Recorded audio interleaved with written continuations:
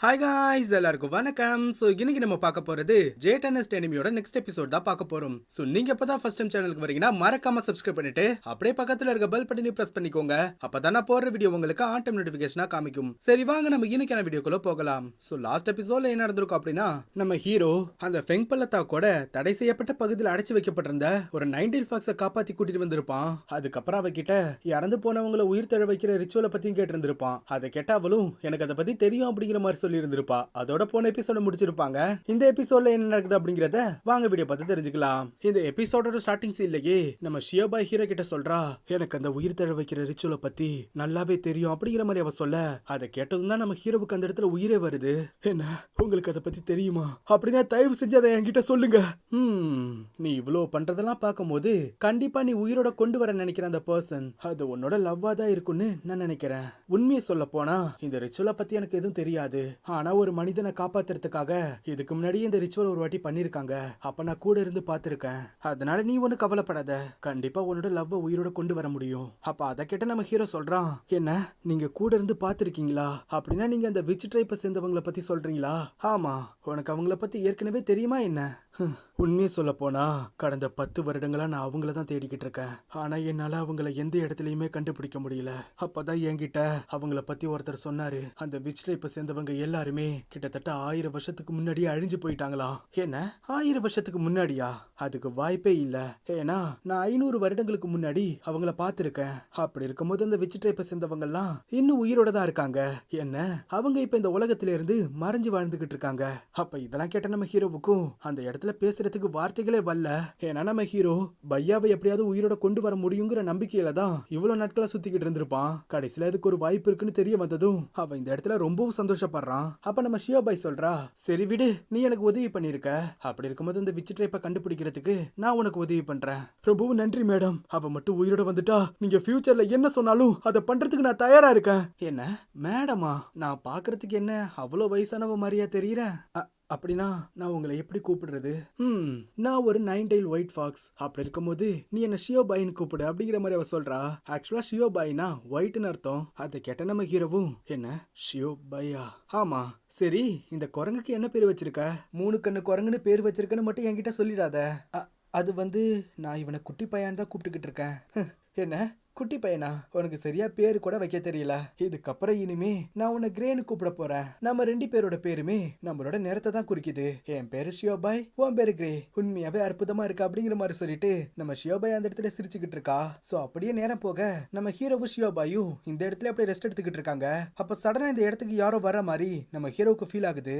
உடனே அவ இருக்கிற இடத்த விட்டு வெளியே வந்து யாருன்னு அப்படியே பாத்துக்கிட்டு இருக்கான். இவ்வளவு தூரம் வந்துட்டு எதுக்காக மறைஞ்சிருக்க? வெளியே வா. அப்ப இந்த இடத்துக்கு நம்ம லியாதா வரா. பரவாயில்லையே, ஒளிஞ்சுக்கிறதுக்கு ஒரு நல்ல இடத்த கண்டுபிடிச்சிட்டீங்க போலயே. அப்ப அதை கேட்ட ஹீரோவும், நானும் இதை கொஞ்சம் கூட எதிர்பார்க்கவே இல்ல. ஏன்னா நீ இந்த இடத்த கண்டுபிடிச்சு வந்திருக்கியே. நீங்க பண்ண விஷயத்தை விட இது ஒண்ணு அந்த அளவுக்கு பெரிய விஷயம் இல்ல. ஏன்னா நீங்க ஃபெங் பள்ளத்தாக்குள்ள போனதுக்கு அப்புறம் அந்த இடமே ஒரு வழி ஆயிடுச்சு.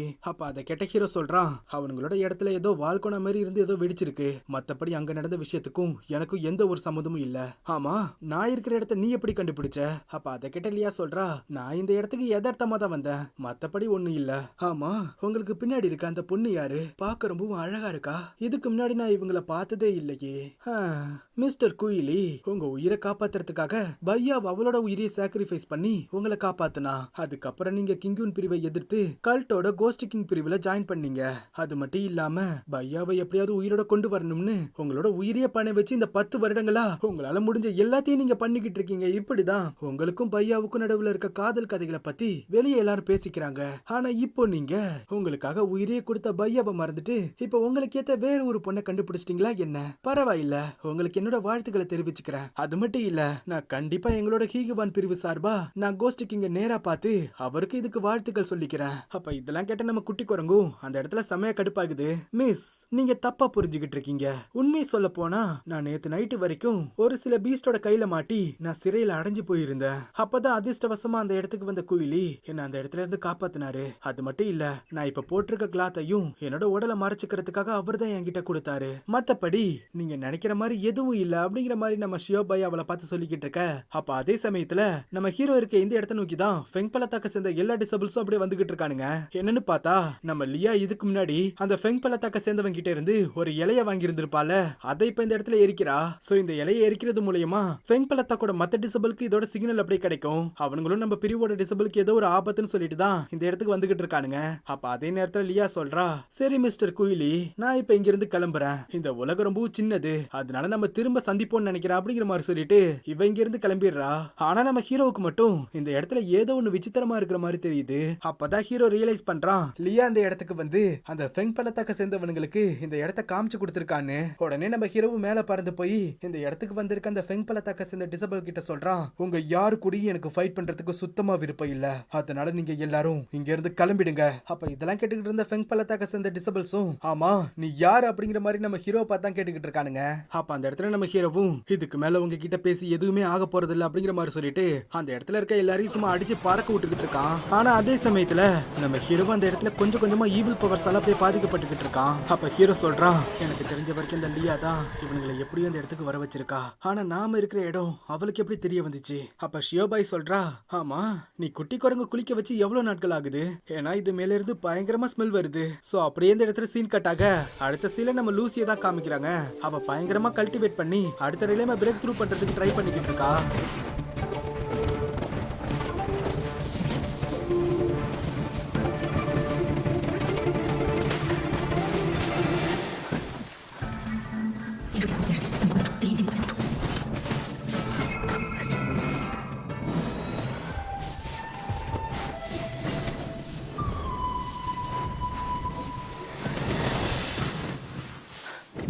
ஒரு வழியா வெற்றிகரமா அவளோட கல்டிவேஷன் முடிக்க அப்ப சடனா இந்த இடத்துக்கு சீனியர் வென் வராங்க. அவங்கள பார்த்ததும் நம்ம லூசியும் அவங்க கிட்ட தான் போய் பேசுறா. சீனியர் வென், என்னாச்சு? அது ஒண்ணு இல்ல லூசி, உண்மையை சொல்ல போனா நீ ரொம்ப திறமசாலி தான், அது இங்க இருக்க எல்லாருக்குமே தெரியும். ஆனா எதனால உன்னோட உடம்பு போட்டு நீ இப்படி வருத்திக்கிற? உன்னை நினைச்சு நம்மளோட மாஸ்டர் ரொம்பவும் கவலைப்படுறாங்க. சீனியர், எனக்கு எந்த ஒரு பிரச்சனையும் இல்ல, அதனால என்ன நினைச்சு கவலைப்படாதீங்க. சரி விடு, நான் சொல்ல வந்த விஷயத்த சொல்றேன். அது வந்து கிங்குன் பிரிவோட மாஸ்டர் ஒரு மீட்டிங் வச்சிருக்காரு, அதான் நம்ம மாஸ்டர் உன்னை கூட்டிட்டு வர சொன்னாங்க. சரி வா இங்க இருந்து போகலாம் அப்படிங்கிற மாதிரி சொல்லிட்டு நம்ம வென் லூசி அந்த இடத்துல இருந்து கூட்டிட்டு போறாங்க. சோ அடுத்த சீன்ல அந்த மீட்டிங் நடந்துகிட்டு இருக்க இடத்தை தான் காமிக்கிறாங்க. அப்ப சீனியர் டிசபிள் தான் அந்த இடத்துல பேசிக்கிட்டு இருக்கா. இப்ப ரீசெண்டா ஃபெங் பள்ளத்தாக்குல நடந்த சம்பவத்தை பத்தி நீங்க எல்லாருமே கேள்விப்பட்டிருப்பீங்கன்னு நினைக்கிறேன். அத பத்தி தான் இப்ப இந்த முழு உலகமும் பேசிக்கிட்டு இருக்கு. அது மட்டும் இல்ல, இப்ப அந்த ஃபெங் பள்ளத்தாக்க சுத்தி ரூமர்ஸும் பயங்கரமா பார்வைக்கிட்டு இருக்கு அப்படிங்கிற மாதிரி அந்த சீனியர் டிசபிள் சொல்ல, அப்ப இதெல்லாம் கேட்டுக்கிட்டு இருந்த கிராண்ட் மாஸ்டர் சொல்றாரு, இங்க பாருங்க, அந்த ஃபெங் பள்ளத்தாக்க சேர்ந்தவங்க நம்மளோட நண்பர்கள். அவங்க இப்ப இப்படிப்பட்ட ஒரு நிலைமையை ஃபேஸ் பண்ணிக்கிட்டு இருக்கும் போது நாம அவங்களுக்கு எந்த ஒரு உதவியையும் பண்ணாம இருக்க முடியாது. அதனால இத பத்தி நாங்க எல்லாரும் ஒன்னா சேர்ந்து பேசணும். அப்பதான் நாங்க ஒரு முடிவுக்கு வந்தோம். கிங்குன் பிரிவுக்கும் ஃபெங் பள்ளத்தாக்குக்கும் நடுவுல இருக்க நட்புறவுக்கு உதாரணமா நம்ம பிரிவோட யங் ஜீனியஸ் ஆன லூசி இந்த இடத்துல இருந்து அனுப்பி வைக்கலாம்னு முடிவெடுத்திருக்கோம். அப்ப அதை கேட்ட லூசியோட மாஸ்டர் சொல்றாங்க, கிராண்ட் மாஸ்டர், நீங்க எல்லாம் முடிவெடுத்துட்டீங்க அப்படிங்கிறதுனால இந்த விஷயத்துல நான் எதுவும் சொல்ல போறது இல்ல. அப்புறம் லூசி, நீ அந்த இடத்துக்கு போறதுக்கான காரணம் என்னன்னா அந்த இடத்தை இன்வெஸ்டிகேஷன் பண்றதுக்காக தான், அவசரப்பட்டு எதிலையும் செயல்படாது அப்படிங்கிற மாதிரி கிராண்ட் மாஸ்டர் சொல்ல, அதை கெட்ட லூசியும் சரி கிராண்ட் மாஸ்டர் அப்படிங்கிற மாதிரி சொல்லிக்கிட்டு இருக்கா. அப்படியே இந்த இடத்துல சீன் கட் ஆக அடுத்த சீன்ல நம்ம ஷியோபாயை தான் காமிக்கிறாங்க. அவ நம்ம குட்டி குரங்க குளிக்க வைக்கிறதுக்கு ட்ரை பண்ணிக்கிட்டு இருக்கா. ஐயோ, நீ ரொம்ப சேட்டை பிடிச்ச பையனா இருக்க, இந்தா இத வச்சுக்கோ, நீ குளிச்சாதான் உன் மேல அடிக்கிற ஸ்மெல் போகும். அப்ப ஹீரோ கேக்குறான், இவ்வளவு நாள் அவ என் கூட தான் இருந்தான், ஆனா எனக்கு அவ மேல இருந்து எந்த ஒரு ஸ்மெல்லும் வந்த மாதிரியே தெரியலையே. அப்ப ஷியோபாய் சொல்றா, நீங்கெல்லாம் ஆண்கள், அப்படி இருக்கும்போது நேச்சுரலா நீங்க இதுல எல்லாம் கவனம் செலுத்த மாட்டீங்க. அப்புறம் இந்த குட்டி குரங்கு மேல இருந்து வந்த ஸ்மெல் அது ஒரு விதமா இருந்துச்சு. அப்புறம் நாம இருக்க இடத்துக்கு பார்க்க வந்தால அந்த பொண்ணு மேல இருந்தும் இதே மாதிரியான ஸ்மெல் தான் வந்துச்சு. அதை கேட்ட நம்ம ஹீரோவும், இப்ப புரியுது அந்த லியா எப்படி நாம இருக்கிற இடத்த கண்டுபிடிச்சான அப்படிங்கிற மாதிரி சொல்லிட்டு நம்ம ஹீரோ அங்க இருக்க தண்ணியில அப்படியே கல்லு தூக்கி வீசிக்கிட்டு இருக்கான். அப்படியே இந்த இடத்துல சீன் கட்டாக அடுத்த சீன்ல கோஸ்ட் கிங்க தான் காமிக்கிறாங்க. அவர் அந்த கோல்டன் பறவை அப்புறம் அந்த டிராகன் அதோட பிளட்டை எல்லாம் பயன்படுத்தி இன்னும் அந்த சர்க்கிள் ஃபார்மேஷன் தான் அப்படியே தயார் பண்ணிக்கிட்டு இருக்காரு. அப்ப இந்த இடத்துக்கு வந்த கோஸ்ட் கிங்கோட அசிஸ்டன்ட் நம்ம கோஸ்ட் கிங்க பார்த்து சொல்றான், தலைவரே, நம்ம ஆளுங்க கிட்ட இருந்து தகவல் வந்திருக்கு, அந்த ஃபெங்சியாங் பள்ளத்தாக்குல இருக்க ஏதோ ஒரு வேல்குனை வெடிச்சிருச்சான். அது மட்டும் இல்லாம இப்ப அந்த ஃபெங்சியாங் பள்ளத்தாக்க சேர்ந்த எல்லாருமே என்ன பண்றதுன்னே தெரியாம முடிச்சுக்கிட்டு இருக்கானுங்களாம். இதுதான் இப்ப இந்த சவுத்தன் பார்டர்லேண்ட்லயே ஒரு மிகப்பெரிய விஷயமா எல்லாராலையும் பேசப்பட்டுக்கிட்டு இருக்கு. அப்ப கோஸ்ட் கிங் கேக்குறாரு, ஆமா இதுக்கான காரணம் என்னன்னு உனக்கு தெரியுமா என்ன? இல்ல தலைவரே, அத பத்தி எதுவும் தெரியல. ஏன்னா அந்த ஃபெங் பள்ளத்தாக்க சேர்ந்தவனுங்க அவனுங்க இருக்க இடத்தையே மொத்தமா சீல் பண்ணிட்டானுங்க. அது மட்டும் இல்லாம அவனுங்க ஏதோ ஒரு பொருளை தேடிக்கிட்டு இருக்கானுங்கன்னு மட்டும் நல்லாவே நமக்கு தெரியுது. அப்ப இதெல்லாம் கேட்ட கோஸ்ட் கிங் சொல்றாரு, சொல்றாரு, நம்ம குயிலியும் இப்போ அந்த இடத்துக்கு தான் போயிருக்கான். நீதிமான்களோட 3 பிரிவுல ஒன்னான அந்த ஃபெங்சியாங் பள்ளத்தாக்குல இப்படிப்பட்ட ஒரு சம்பவம் நடந்திருக்குன்னா அதுக்கு காரணம் யாரா இருப்பான்னு நீ நினைக்கிற? அப்படின்னா தலைவரே, நீங்க என்ன சொல்ல வரீங்க? ஆமா, இதுக்கு காரணம் அவனா தான் இருப்பான். அவனை தவிர வேற யாரால இப்படி பண்ண முடியும்? அப்படிங்கிற மாதிரி நம்ம கோஸ்ட் கிங் இந்த இடத்துல சொல்லிக்கிட்டு இருக்க, அப்படியே இந்த இடத்துல சீன் கட் ஆகுது. சோ அடுத்த சீன்ல நம்ம ஹீரோவி ஷியோபாய் தான் காமிக்கிறாங்க.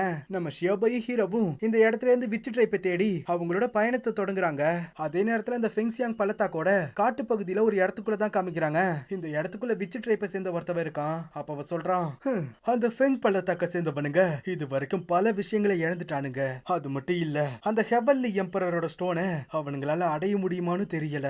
எது என்னவோ அவனுங்க மேல எனக்கு எந்த ஒரு நம்பிக்கையும் இல்ல. ஆனா இன்னும் கூடிய சீக்கிரமே இந்த உலகம் முழுக்க டார்க் ஃபயர் அப்படியே பத்திக்கிட்டு எரிய போகுது. அந்த நாள் இன்னும் வெகு தொலைவில் இல்ல அப்படிங்கிற மாதிரி அவ சொல்லிக்கிட்டு இருக்கதோட இந்த இடத்துல இந்த எபிசோட் முடியுது நண்பா. இந்த எபிசோட் கண்டிப்பா உங்க எல்லாருக்கும் பிடிச்சிருக்கும்னு நினைக்கிறேன். அண்ட் இந்த எபிசோட் உங்களுக்கு பிடிச்சிருக்கான்னு கீழே சொல்லிடுங்க. அண்ட் நாளைக்கு உங்களை அடுத்த எபிசோட்ல வந்து பாக்குறேன். தேங்க்யூ.